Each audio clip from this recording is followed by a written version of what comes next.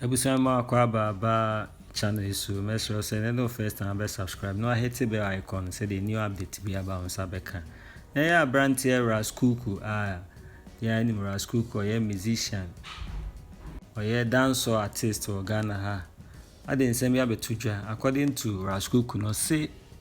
emra nomination for 2022 VGMA and Vodafone Ghana Music Awards ne buy no.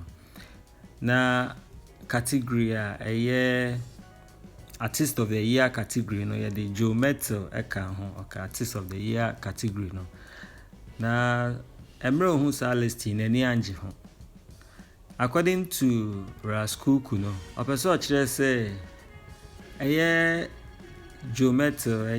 hu adwuma bia o ye na say nwum dodo bia o to this year say almost select no Artist of the Year category no na ensem we so ama Mettle nso abe ma comment bi afa ensem Ras Kuuku kan ho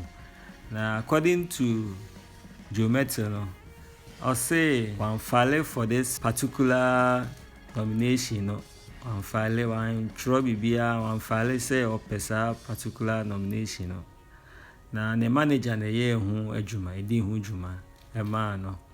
ntino no kra o te say the naka Artist of the Year nominee no ye no wan say ni din ka ho na ye nyina enimu say ye Mettle or ye gospel musician bi obo no ho modern. So I think say the naka nomination ho ka normal but the Ras Kuuku so patching say no one say obi to say artist bi to say family enka nominees no because of her family nyuma wato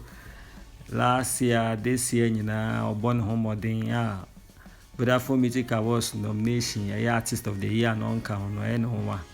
nti say ono kan family enka na de abrante Mettle ka ho ono de enka na ninje ho ene asema o kana ninje ho nti so gidi say nka enye the right way say accommodate Mettle ka ho so a obetimi aka ho nsema fa ho so gidi nso say the naka ho so the right way so a obetimi aka bi afa ho okay busu afọ me da mo say samanya mre na matimi have a blessed day.